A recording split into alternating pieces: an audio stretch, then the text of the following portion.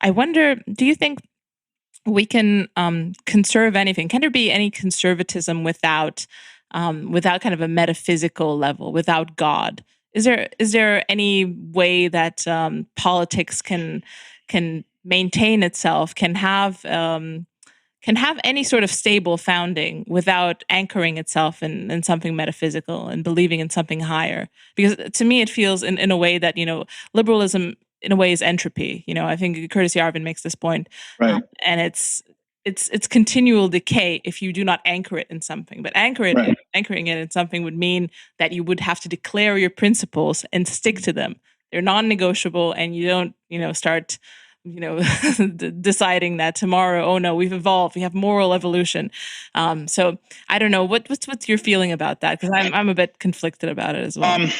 Well, I mean, you something you said is perfect. Is that leftism or liberalism, if you like, it's not a program. It's a process, right? And it's a process it's a process like rust, and it'll continue until it's arrested by another force, right?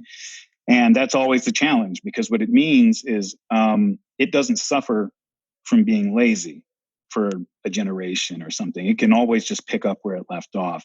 Whereas the side that's trying to preserve, you can't let your guard down at all, because eventually, the minute you do that, then the zombie is going to punch through that window, and now that you have to deal with that, and now you can't cover the under. It just, becomes leaks in the dam at all times. And maybe the ancient wisdom is that you can't hold it off forever. Ragnarok's always going to come, and order's going to break down. But that's not a reason for despair. As far as one of whether or not we can conserve anything over the long term without God or the transcendent. I'm skeptical of that, but I'll say that maybe another way, and I'm not sure that this would work, but maybe another way, and maybe this is a different way of saying the same thing, but is to get away from this tendency that we have, especially on the American right. The left does not suffer from this so much. This is, God, it's the cancer of every libertarian and IDW person out there, is that you have to defend all of your positions. If you can't get into an argument with Ben Shapiro about it and defeat him, then you have to change your mind.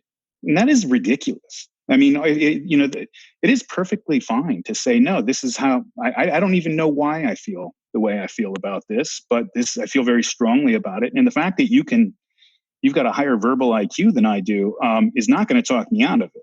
There's lots of things that I believe fully, that if I were to sit down, with the right person, they'd kick my ass in a debate. And anybody that watched it, even people that agreed with me, would be like, oh man, Darryl got his ass kicked.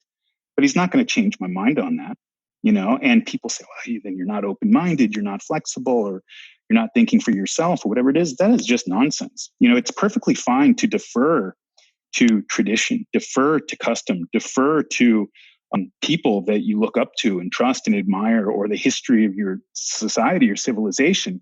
You're one person. You're 20 or 30 or 40 or 50 years old or whatever. And, you've been thinking about this issue part-time, off and on, for some period of your life. Chances are that the inherited idea that you got on that from your family, from your society, is something that people have been working over and thinking about and putting into practice to see how it actually holds up for 1,000 years or for 500 years. And to simply say that, even if this doesn't really make a whole lot of sense to me, that that guy, he argues a little bit better than I do, and I got to say he's got some good points, I'm going to defer to, my family and my society and my traditions. And because I'm not wise enough to overrule them, that doesn't mean that you shut your own rational faculty off. It works similar to the way that doubt versus dogma works in the Catholic Church, right? It's like, you have the church doctrine. This is like a huge difference between the Catholic Church and Protestant Church, right? The Orthodox as well, is that, if you go to a Protestant church, and the Christians in my family are all Protestant, and I love all those people. And I even have a certain amount of love for Protestantism in general, but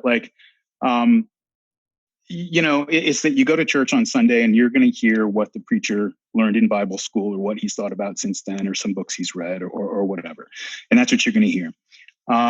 You go to like an Orthodox national church or to the Catholic church, and you can go ask the priest a question. Why do good things happen? Bad things happen to good people.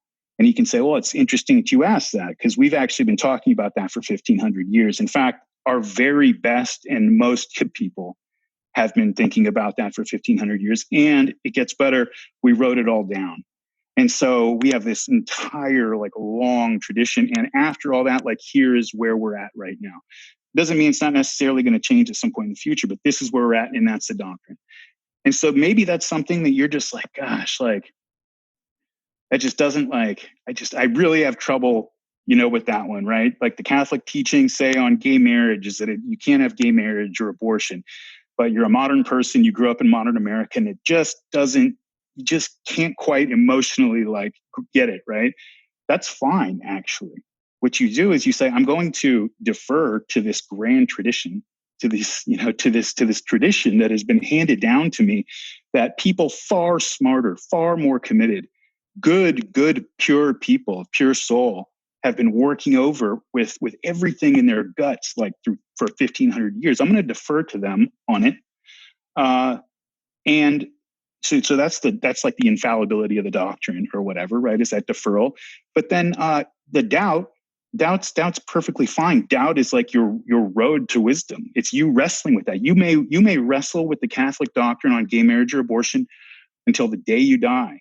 And that's fine, because in that wrestling, like you're going to be exploring different spiritual avenues and different intellectual avenues.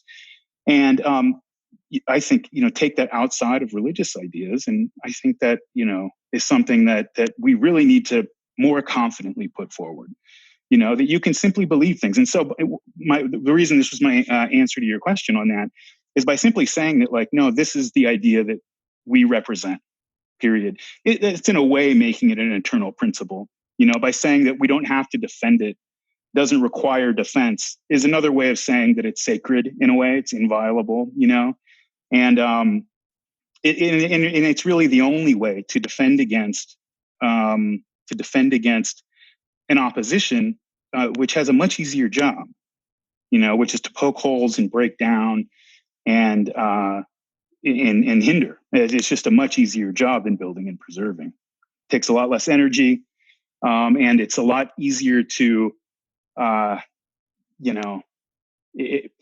if you have a if you have a controversial issue and two people are going to get put up on a stage to debate it, the person who has to shoot down, the system of ideas that you're going to be talking about is going to have an easier job.